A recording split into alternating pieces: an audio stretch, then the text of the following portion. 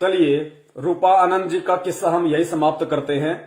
और इन्होंने कितना सच बोला, कितना झूठ बोला, और जितना इन्होंने सच बोला उस सच के आधार से वो कल्कि अवतार कौन है, वो महापुरुष कौन है, वो संत कौन है, वो तारणहार मुक्तिदाता जगत गुरु कौन है, ये देखने वाले अपने आप निर्णय कर लेंगे। अगले भविष्य वक्ता की तरफ हम बढ़ते हैं, जो बहुत ही जाने माने हैं। अखंड भारतवर्ष नाम के यूट्यूब चैनल पे जिनकी बहुत सारी भविष्यवाणियां हैं, जिनको गुरु माता श्रवणबाला के नाम से जाना जाता है। तो माता जी क्या अपने भविष्यवाणियों में कह रही है, क्या जिक्र कर रही हैं, आप जी भी थोड़ा ध्यान से सुनिए। और फिर माता जी की भविष्यवाणियों के आधार से परमपिता परमेश्वर सतगुरु रामपाल जी महाराज जी के द्वारा बख्शिश बुद्धि से, तत्व ज्ञान आधार से साथ साथ विश्लेषण भी करते रहेंगे।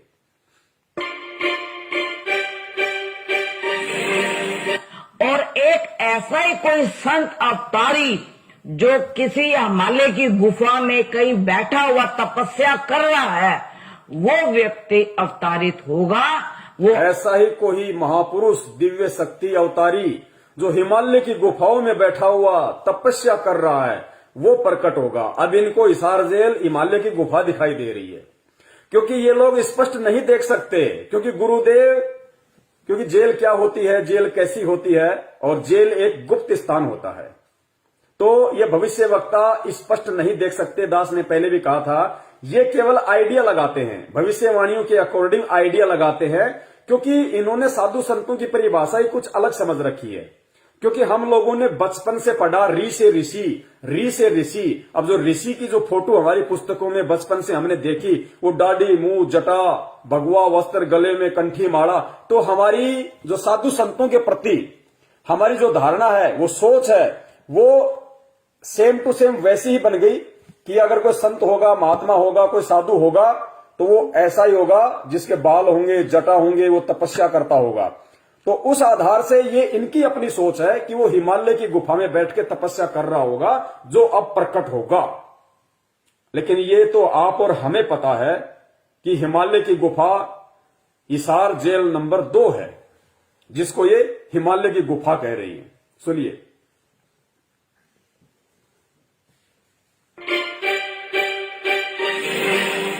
और एक ऐसा ही कोई संत अवतारी जो किसी हिमालय की गुफा में कहीं बैठा हुआ तपस्या कर रहा है, वो व्यक्ति अवतारित होगा। वो आप पे हाथ रखे, मेरे पे हाथ रखे, किस पे। कहते हैं संत अपने शिष्य को खुद ढूंढता है, शिष्य कभी नहीं ढूंढ सकता अपने गुरु को। गुरु को मालूम होता है कि ये मेरा शिष्य बनने के लायक है। तो इसी प्रकार से मैं आपको बता रही हूं कि ऐसा संत पुरुष अवतारी होगा, क्योंकि शनि जो है सन्यासी है और ये अपनी राशि पे आ रहा है। ये आने वाले सालों के अंदर ऐसे सत पुरुष को हमारे सामने खड़ा करेगा। ऐसे सत्य पुरुष को देखो, परमात्मा ये शब्द भी इनके मुख से निकलवा रहे हैं। सत्य पुरुष कभी तपस्या नहीं करता। ये जो तप है, जो ब्रह्मा जी के कारण लोकवेद में आया है, और परमात्मा कहते हैं कि जो आदमी तप करता है, तपस्या करता है, गुफाओं में, कंदराओं में, अपने शरीर को जो आदमी तप करके कष्ट देता है, भक्ति विधान शास्त्र क्या कहते हैं, तप से राज राज मदमानम जन्म तीसरे शुक्र समानम। तप करने वाला व्यक्ति तप की कमाई से राजा बनता है। राजा बनके वो इतने कुकर्म, इतने पापकर्म कमाता है, क्योंकि जैसे देश का राजा है, देश का राजा बन गया मतलब देश की सुरक्षा और रक्षा की गारंटी उसके हाथ में। तो देश में तो जानवर भी आते हैं, देश में इंसान भी आते हैं, और राजा का धर्म होता है सबकी रक्षा सुरक्षा करना। अब इस देश में कितने कत्ल खाने, एक साल में 7200 करोड़ पृथ्वी लोक पे रहने वाले जीवों की हत्या, और 72 अरब समुद्र में रहने वाले जीवों को काटा जाता है हिंदुस्तान में प्रतिवर्ष। तो वो पाप किसके सिर पे चढ़ रहा है? उस राजा के सिर पे। शराब के ठेके गली गली में, शराब पी के अंदर बैठे हुए 5 देवताओं को लोग दुखी करते हैं। शराब पी के फिर पत्नी की पिटाई करता है, लोगों की हत्या कर देता है। वो पाप कर्म किसके सिर पे? कहीं कोई दंगा, कहीं कोई मारकाट, सीमाओं पे मारकाट, मरना, देश का राजा कौन है? उसके सिर पे रखे जाएंगे। तो कहते हैं तब से राज राज मदमानम, राजा पद प्राप्त करके फिर मद में मस्त हो जाता है, अच्छे बुरे का वो निर्णय नहीं कर पाता। और जन्म तीसरे शुक्र समानम, फिर राजा का तीसरा जन्म गधे और सुअर का होता है। और फिर उसकी खोपड़ी में कीड़े पड़ते हैं। जितने उसने जानवर कटवाए, जितनी हत्याएं उसने करवाई, जितने दंगे उसके काल में हुए, जितने लोग उसके शासनकाल में मरे, उसकी गलत नीतियों से दुखी होके, तो राजा की तो वो दुर्दशा होती है तप करने वाले की। तो हिमालय की गुफा में बैठ के तप करने वाला सत्य पुरुष नहीं हो सकता, वो काल पुरुष होता है, सत्य पुरुष नहीं होता। और सत्य पुरुष कभी भी सत्य की सत्ता कायम नहीं कर सकता, कभी भी वो जगत गुरु नहीं बन सकता, कभी भी वो देश दुनिया का संचालन नहीं कर सकता। क्योंकि शनि जो है सन्यासी है और ये अपनी राशि पे आ रहा है। ये आने वाले सालों के अंदर ऐसे सत्य पुरुष को हमारे सामने खड़ा करेगा जो कि किसी पे हाथ रखेगा उसको पता लगेगा कि ये व्यक्ति देश का उद्धार कर सकता है। उसमें वो चाहे कोई भी व्यक्ति हो, मैं ये नहीं कह सकती कि आप नहीं हो सकते, आप भी हो सकते हो, मैं भी हो सकता। पुण्यात्माओं, अपने विश्वास को दृढ़ करने के लिए जो आप परमपिता परमेश्वर कल के अवतार सतगुरु रामपाल जी महाराज जी के संपर्क में शरण में हैं, आपको दृढ़ विश्वास हो जाना चाहिए। इन भविष्यवाणी के अनुसार इन्होंने कोई गरीबदास जी महाराज जी की कोई ग्रंथ पढ़ के भविष्यवाणी नहीं की। इन लोगों ने संत रामपाल जी महाराज जी के सत्संग सुन की भविष्यवाणी नहीं की। इन्होंने अपनी सोच आधार से, अपनी भक्ति कमाई से देखा है और दूसरे भविष्य वक्ताओं की भविष्यवाणियों के आधार से शब्द बोल रही हैं। ये कह रहे हैं कि वो जो अवतरित जो सत्य पुरुष होगा, वो जिसके सिर पे हाथ रख देगा वो इस देश पे राज करेगा, वो भारत देश का राजा बनेगा। जिसके सिर पे वो सत्य पुरुष जो हिमालय की गुफा में बैठ के ये हिसार की जेल को हिमालय की गुफा के रूप में देख रही है, कि वो जो सत्पुरुष होगा कौन? संत रामपाल जी महाराज। वो जिसके सिर पे हाथ रख देगा वो इस देश पे राज करेगा और देश की काया पलट के रख देगा। एक बार सुनिए दोबारा। सालों के अंदर ऐसे सत्य पुरुष को हमारे सामने खड़ा करेगा जो कि किसी पे हाथ रखेगा उसको पता लगेगा कि ये व्यक्ति देश का उद्धार कर सकता है।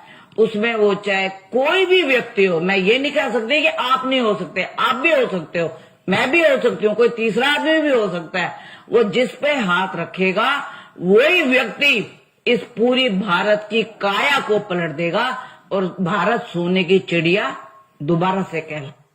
अब यहां पे आप जी थोड़ा सा ये देखिए, परमपिता परमेश्वर सतगुरु रामपाल जी महाराज जी के कर कमलों द्वारा लिखित यथार्थ भक्ति बोध, हम जो तीनों समय की आरती करते हैं, छोटी पुस्तक है, ये उसका अनुवाद है, ये बड़ी पुस्तक है यथार्थ भक्ति बोध। इसमें परमात्मा ने आरती के श्लोकों का, दोहों का, चौपाइयों का हिंदी में सरलार्थ किया हुआ है। तो आप यथार्थ भक्ति बोध के पेज नंबर 151 पे जाइए। 151 पेज नंबर पे परमेश्वर की वाणी है, पेज नंबर 151। 151 पे वाणी संख्या है 110 और परमात्मा ने क्या लिखा है संत रामपाल जी महाराज जी ने यहां पे, साहेब तख्त कबीर खवासा दिल्ली मंडल लीजे वासा। कि साहेब तख्त कबीर खवासा, अपने आप को भगवान ना कह के परम पूज्य सतगुरु रामपाल जी महाराज जी ने उस साहेब के तख्त का खवास, सतलोक में जो साहेब बैठे हैं कबीर जी, उस तख्त का जो नौकर होगा वो दिल्ली मंडल में आएगा, यहां पे प्रकट होगा कि साहेब तख्त कबीर खवासा दिल्ली मंडल लीजे वासा। तो जो रोहतक है, सोनीपत है, ये सब दिल्ली मंडल के अंदर आते हैं। तो परमेश्वर दिल्ली मंडल में आए, गांव दनाना, जिला सोनीपत में। साहेब तख्त कबीर खवासा दिल्ली मंडल लीजे वासा, आए खुद कबीर परमेश्वर है, लेकिन गुरुदेव अपने आप को छुपाते हुए कह रहे हैं। फिर आगे कहा सतगुरु दिल्ली मंडल आईसी। सतगुरु कौन? सतगुरु की भूमिका तो कबीर परमेश्वर निभाता है। तो यहां फिर इन्होंने स्पष्ट कर दिया कि सतगुरु दिल्ली मंडल आईसी, सतगुरु दिल्ली मंडल में, दिल्ली क्षेत्र में आएंगे। तो वो हरियाणा तो अब बना है, उससे पहले वो दिल्ली मंडल था, हरियाणा पूरा। सूती धरनी सूम जमाइसी, जो धरती सूती धरनी सूम जमाइसी का यहां पे परमात्मा ने अर्थ लिखा है कि इस पृथ्वी पे जो कंजूस हो चुके हैं उनको परमात्मा ज्ञान देके जगाएगा, उनसे दान करवाएगा। फिर आगे लिखा है काग भूषण छत्तर के आगे गंधर्व करत चलत है राग। यानी काग भूषण की जो आत्मा होगी वो उस समय दिल्ली क्षेत्र में जन्म लेगी और परमात्मा के वो विशेष निकट रहेगी। गंधर्व करत चलत है रागे, और जो यक्ष किन्नर गंधर्व जो अच्छी आत्माएं वो भी परमात्मा की महिमाओं का गुणगान करेंगे, जैसे आप और हम सभी सत्सेवक भाई बहन कर रहे हैं। और अब इसके पेज नंबर 154 पे आइए। पेज नंबर 154 पे देखिए, परमात्मा ने वाणी संख्या 123 पढ़िए। दिल्ली के तकत छत्र फेर भी फिराई सी, खेलत गुप्तार सैन भंजन से फोकट फैन। आगे देखिए, मैयल राजवाला पुरुष सतगुरु दिखलाई सी। मैयल राजवाला पुरुष सतगुरु दिखलाई सी, यानी जो पुरुष होगा, पुरुष कौन? कबीर परमेश्वर, जो सतगुरु रूप में होगा, पुरुष सतगुरु दिखलाई सी। किसको दिखलाई सी? मैयल राजवाला। मैयल राजवाला का मतलब जो राजकाज करने में परिपूर्ण होगा, जिसको राजकाज का ज्ञान होगा, जो भारत देश पे राज करेगा, उस राजा का राज तिलक कौन करेगा? पुरुष सतगुरु दिखलाई सी, जो दिल्ली मंडल में आएगा। सतगुरु रामपाल जी महाराज जी होंगे, जो भारत देश का प्रधानमंत्री बनने के लायक होगा, उस पुरुष का राज तिलक सतगुरु रामपाल जी महाराज जी करेंगे। वो बताएंगे कि ये व्यक्ति देश का शासन करने के लायक है। और नरेंद्र मोदी इस भारत देश के अंतिम प्रधानमंत्री हैं। उनके बाद में बहुत जल्दी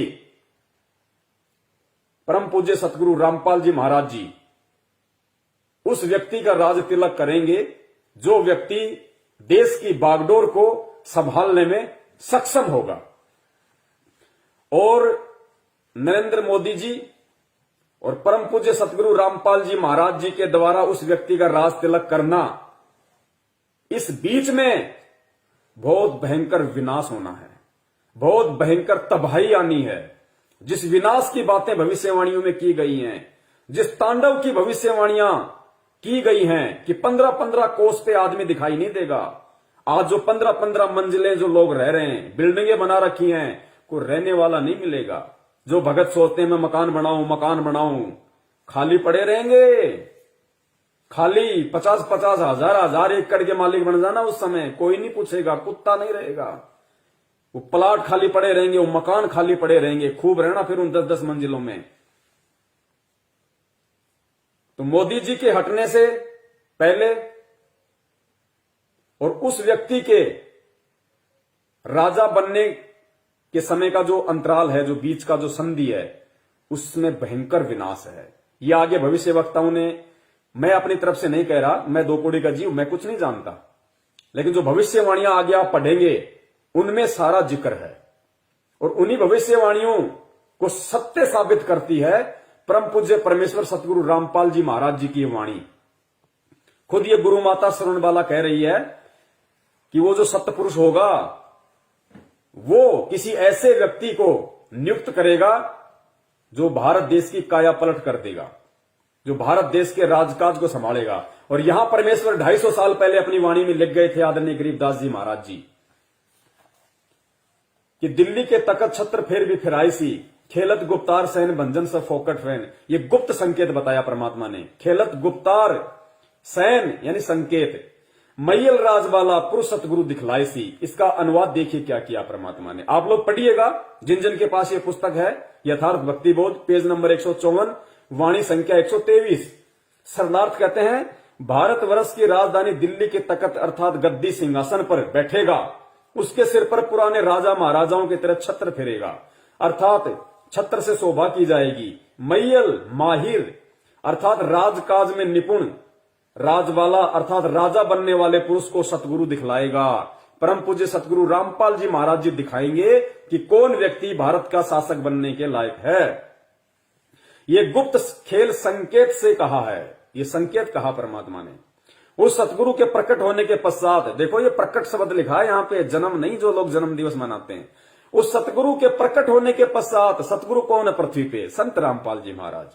सब फोकट अर्थात व्यर्थ फैन आदि महिमा किसी अन्य की बताई वह भंजन यानी समाप्त हो जाएगी। जो लोग कह रहे हैं कि नरेंद्र मोदी देश को विश्व गुरु बनाएगा, जगत गुरु बनाएगा, गुरुजी कह रहे हैं महिमा किसी और की, ये सब फोकट की बातें सब धरी की धरी रह जाएंगी जब वो सतगुरु प्रकट होगा। आगे चलते हैं भविष्यवाणी पे। सकता है वो जिस पे हाथ रखेगा वही व्यक्ति इस पूरी भारत की काया को पलट देगा और भारत सोने की चिड़िया दोबारा से कहलाएगा। आगे दूसरी भविष्यवाणी में गुरु माता जी क्या कह रही हैं वो भी सुनिए। इसी में एक विरोधाभास ये भी हो रहा है कि हमारे पास कल्कि अवतार को लेकर के बहुत सारे दर्शकों के फोन आते हैं। महाराष्ट्र से फोन आए, मतलब पूरे देश से फोन आ रहे हैं और वो स्वयं को कल्कि अवतार बता रहे हैं। तो इस तरह की चीजों से भी दर्शक बहुत ही भ्रमित हो रहे हैं। आपको क्या लगता है कि जो कल्कि अवतार होगा वो फोन करके बोलेगा कि मैं कल्कि बोल रहा हूँ? आगे गुरु माता जी से एक व्यक्ति सवाल कर रहा है कि हमारे पास में जब हम YouTube चैनलों पे आप लोगों की भविष्यवाणियां डालते हैं तो हमारे पास में पूरे देश भर से फोन आते हैं और वो लोग पूछते हैं कि भाई कल्कि अवतार कौन होगा। सब लोग कहते हैं कि वो कल्कि आ गया, आ चुका है, जन्म ले चुका है, वो प्रकट हो चुका है, अपना काम शुरू कर चुका है, लेकिन वो है कौन, कहां है, हम उसकी कैसे पहचान करें। और बहुत सारे लोग ये कहते हैं कि मैं ही कल्कि हूं, वो अपने आप को ही वो कल्कि बता रहे हैं कि हम कल्कि हैं, हमारे को पूजो, हमारे को मानो। तो लोग कहते हैं कि हम किस पे विश्वास करें। तो राजमाता जो गुरु माता जो है ये शरणवाला, ये क्या जवाब दे रही हैं अपनी भविष्यवाणी के आधार पे। ये कह रही हैं कि कोई भी व्यक्ति ये नहीं कहेगा कि मैं कल्कि हूं, यानी जो कल्कि होगा, जो सुप्रीम आएगा इस समय, जो दुनिया का तारणहार होगा, जो मुक्तिदाता होगा,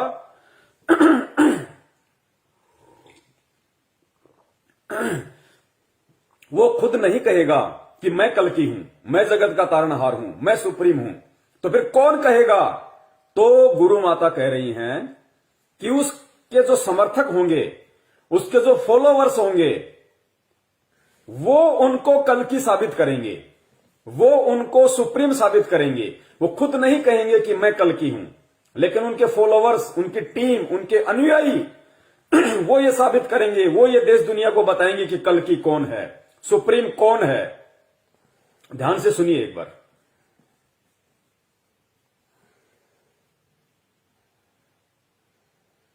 फोन करके बोलेगा कि मैं कल्कि बोल रहा हूँ? शेखर जी, मैं आपसे एक बात पूछती हूँ कि शरीर तो आप ही का है, आप अपनी आत्मा को देखते हो?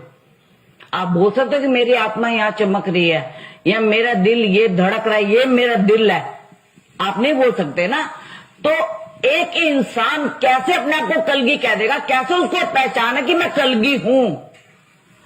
संतों को लोग पूजती है, ना कि संत अपने आप को। जो अपने आप को पुजवाता वो संत कभी नहीं है। आप ये देखिए, एक डॉक्टर है, हार्ट का स्पेशलिस्ट है, ठीक है, उसको कैसे पता लगता है कि ये हार्ट का स्पेशलिस्ट है? उसने एक ऑपरेशन किया, 2 किए, 3 किए, 4 किए, 10 किए, तो लोगों में उसकी चर्चा हुई। देवरा बाबा को कौन जानता था? कोई नहीं जानता था। और कलगी को क्या पता कि मैं कलगी हूं? किसको पता? हिरणी को पता था कि मेरे अंदर कस्तूरी है, वो बाहर घूमती है, बाहर घूम घूम के खुशबू को ढूंढती है। उसको यही नहीं पता होता कि मेरे अंदर ही तो खुशबू है, कस्तूरी तो मेरे अंदर ही है। जिस दिन इंसान को ये पता लग जाता ना कि मैं मतलब कुछ हूं, या मैं अपनी आत्मा और परमात्मा को जान गया, तो उसका दुनिया से मोह खत्म हो जाता है। तो जो ऐसा कलगी पुरुष होगा ना, आएंगे तो कलगी महाराज आएंगे और उन्होंने इस दुनिया को बदलना है। एक कलगी महाराज मैंने वहां भी सुना था, संभल में अपने आप को कलगी महाराज जी कहते हैं। उनका नाम भी मैं नाम भूल रही हूं उनका। वो अपने आप को कलगी महाराज जी कहते हैं कि मैं कलगी इसमें रुका हूं, यहीं पे इसी मंदिर में कलगी महाराज जी आएंगे, ये मंदिर उन्हीं के लिए है। तो इसकी पहचान कोई नहीं कर सकता। आप अपने मतलब किसी भी, अगर हम अपने पिछले संतों की या भविष्यवाणियों को देखें तो किसी को भी ये नहीं पता था। आप देखो, करोली बाबा को मालूम था कि मैं इतना बड़ा, नीम करोली बाबा को कि मैं इतना बड़ा संत हूं, मैं या इतना बड़ा महात्मा हूं, या मैं इतना। लोगों ने उनको बनाया, लोगों ने उनका दरबार सजाया, लोगों ने सजाया। आज भी लोग वहां पे जाते हैं नीम करोली सरकार के दरबार में, तो उनके आज भी एप्पल की कंपनी का नाम उन्होंने, वो जो एप्पल को एक सेब दिया और उसका आपने देखा उसका निशान, तो उनको लोगों ने नाम दिया, ना कि उन्होंने खुद अपने आप को भगवान माना। उन्होंने अपने आप को भगवान कभी नहीं कहा, लोगों ने उनको माना। और इसी प्रकार कलगी, और ठीक इसी प्रकार वो कल्कि भी, वो सुप्रीम पावर, वो तारणहार, वो मुक्तिदाता अपने आप को मुक्तिदाता नहीं कहेगा, अपने आप को तारणहार नहीं कहेगा, अपने आप को भगवान नहीं कहेगा, अपने आप को कबीर नहीं कहेगा। उसको कौन साबित करेंगे, कौन बताएंगे? उसी के दिए ज्ञान आधार से, उसी की पावर से उसके फॉलोवर्स, उसके सेवक। तो दो प्रकार के फॉलोवर्स हैं। एक तो सतलोक आश्रम मैनेजमेंट हरियाणा वाले, जो उनका जन्मदिन मना के और बोध दिवस मना के उनको अपनी ही कैटेगरी में खड़ा कर चुके हैं, अपने जैसा 2 कौड़ी का जीव मान चुके हैं।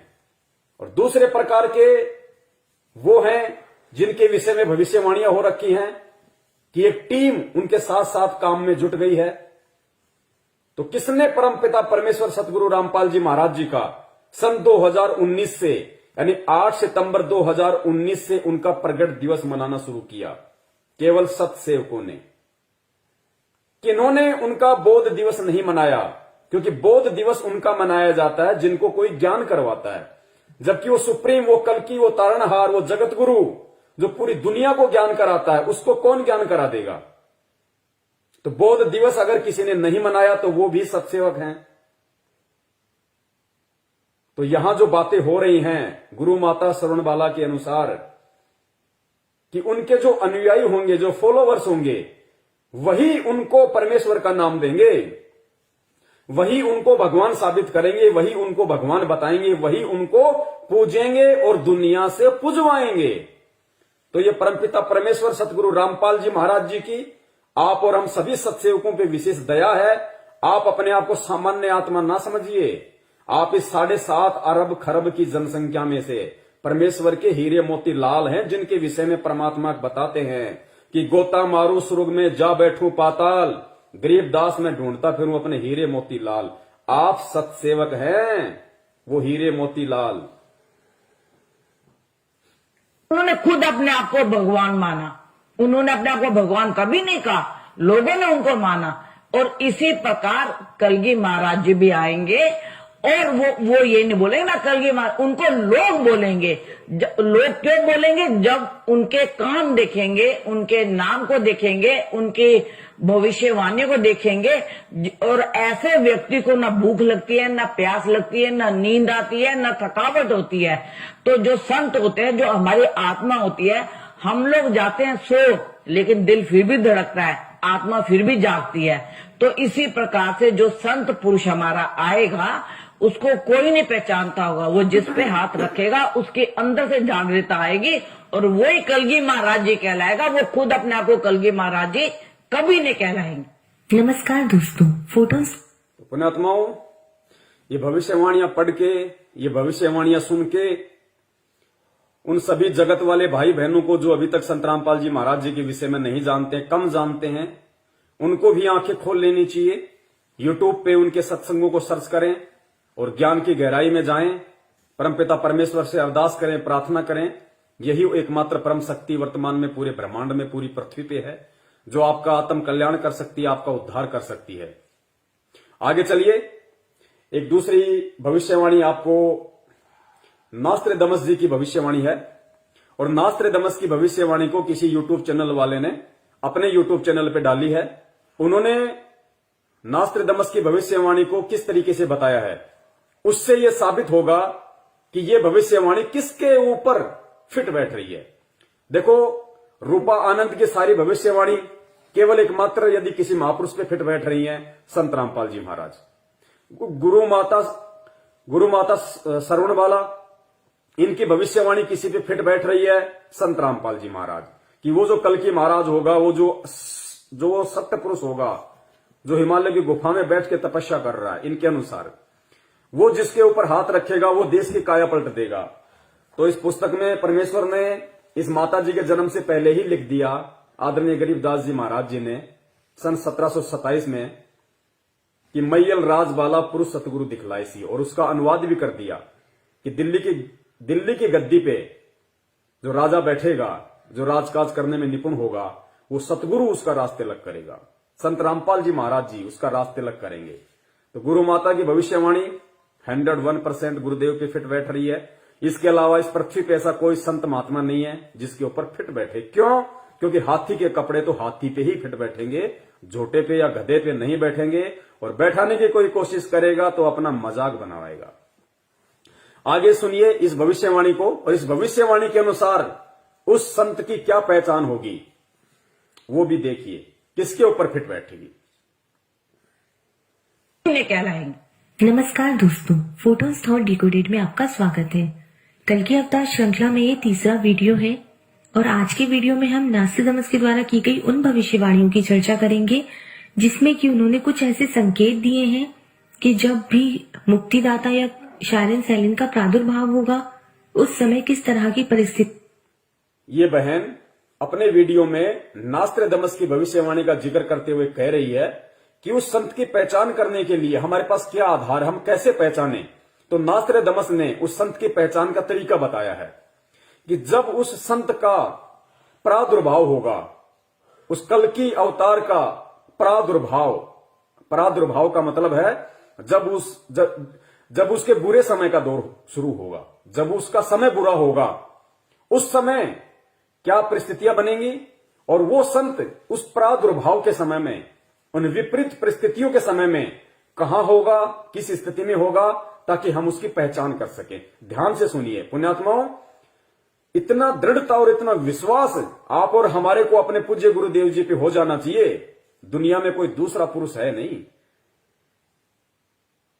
जो कि किसी की भी भविष्यवाणी उनके ऊपर फिट बैठ जाए, क्योंकि फिट उसी पे बैठेगी जो हाथी होगा।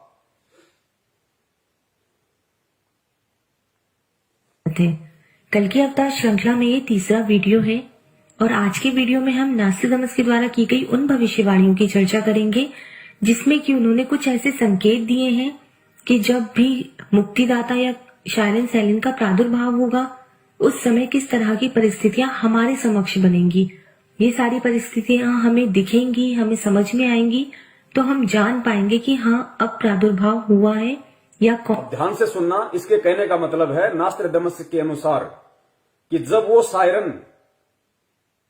सायरन का प्रादुर्भाव होगा, उस सायरन का जब बुरे दौर का समय चल रहा होगा, तो देश में कैसी परिस्थितियां होंगी, जनता और सरकार के बीच में कैसी परिस्थितियां होंगी, उस समय वो सायरन कहां होगा, कहां बैठा होगा। ध्यान से सुनना, परम पूज्य गुरुदेव रामपाल जी महाराज जी पे और हिसार जेल पे एक्यूरेट फिट बैठ रही है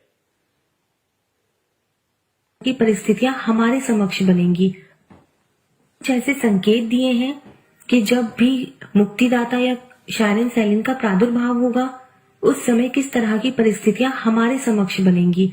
ये सारी परिस्थितियां हमें दिखेंगी, हमें समझ में आएंगी, तो हम जान पाएंगे कि हाँ अब प्रादुर्भाव हुआ है या कौन है मुक्तिदाता। सेकेंड प्रोफेसी मैंने ली है सेंचुरी फर्स्ट का quatrain 84। The moon hidden in deep shadows, her brother passes with rusty color, or her brother becomes bright red in color. The great one hidden for a long time under the eclipses, iron will cool in the bloody wound. यहाँ पर जो बात की गई है, यहाँ पर चंद्र ग्रहण और सूर्य ग्रहण की बात की जा रही है, और ऐसे चंद्र ग्रहण और सूर्य ग्रहण जो कि लगातार हो रहे हैं। अगर नास्तिदमस की भविष्यवाणी को समझना है तो एक बात समझना बहुत जरूरी है कि जब भी वो चांद और सूरज की बात करते थे तो उसे जनतंत्र और राजतंत्र मतलब रिपब्लिक और मोनार्की के जनता और सरकार, जनतंत्र और राजतंत्र से जोड़ के देखा जाता था जब भी नास्त्रेदमस चंद्र ग्रहण और सूर्य ग्रहण की बात करते थे, क्योंकि भविष्यवाणियों में संकेत होते हैं। तो यहाँ पे जनतंत्र और राजतंत्र की बात होगी कि जब उस सायरन शैली का, उस हिंदू धार्मिक नेता का, उस मुक्तिदाता का बुरा समय चल रहा होगा, उस समय देश में कैसी परिस्थितियां बनेंगी और उसके साथ क्या होगा, वो कहां होगा, वो उसकी पहचान होगी।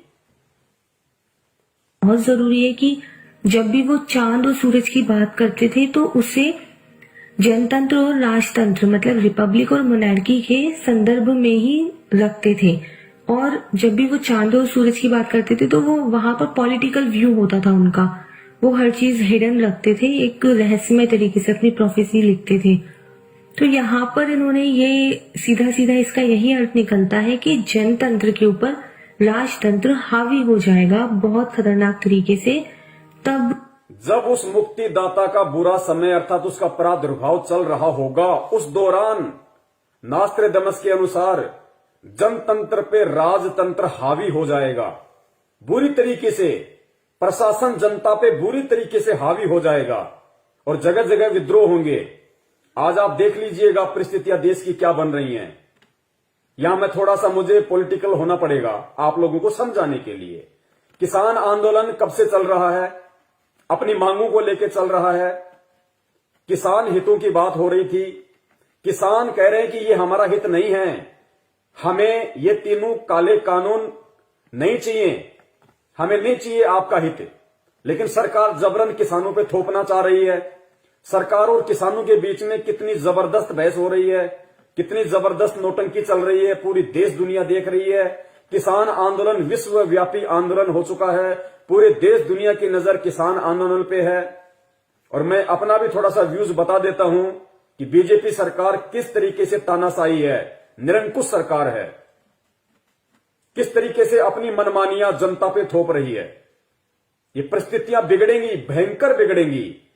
हॉलैंड के इजराइल के भविष्यवक्ता कीरो ने तो यहां तक कह दिया कि आने वाले समय में 21वीं सदी के प्रथम में, यानी वर्तमान जो समय चल रहा है, भारत देश में अधिकांश राज्यों में राष्ट्रपति शासन लागू हो जाएगा। यानी हमारे देश में जितने भी 29 या 30 जो राज्य हैं, उनमें से ज्यादातर में राष्ट्रपति शासन लागू होगा, मिलिट्री शासन, गृह युद्ध होगा, सीमाओं पे युद्ध होगा, भयंकर तांडव मचेगा।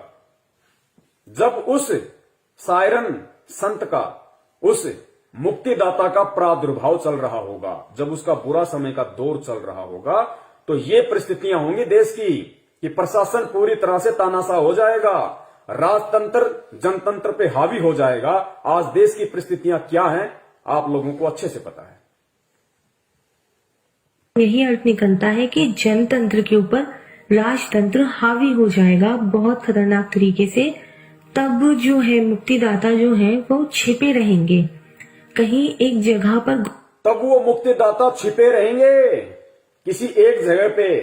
कौन सी जगह है आप लोग अच्छे से समझ गए होंगे, हिसार जेल। सन 2014 से वो परमात्मा छुपा हुआ है, हिसार जेल में बैठा हुआ है गुप्त रूप से, क्योंकि ये भविष्यवक्ता स्पष्ट नहीं बता सकते, वो कहीं छुपा होगा। अगर गुरुजी खुले में होते तो सत्संग करते, लेकिन छुपने का मतलब है वो साइलेंट रहेगा, ना सत्संग करेगा, ना किसी से मिलेगा, साइलेंट रहेगा। और जनतंत्र पे राजतंत्र हावी हो जाएगा। दोनों बातें एक्यूरेट, फिट। पुण्यात्माओं, 4 घंटे से ज्यादा एक बार में लाइव नहीं चलता, तो अभी टाइम होने वाला है 4 मिनट के बाद में। उसके बाद में ऑटोमेटिक ये डिस्कनेक्ट हो जाएगा और उसके बाद दास दोबारा से लाइव आएगा। तुरंत आप लोग ज्वाइन हो जाइए, क्योंकि बाकी का 1 घंटे के आसपास का वीडियो और है, तो उसको भी आप पूरा देखना, फिर दोनों को ज्वाइंट कर देंगे बाद में। और शंका समाधान आप फेसबुक पे हिंदी में लिखेंगे शंका समाधान पवन दास के साथ, तो आपको ये वीडियो वहां मिल जाएगा।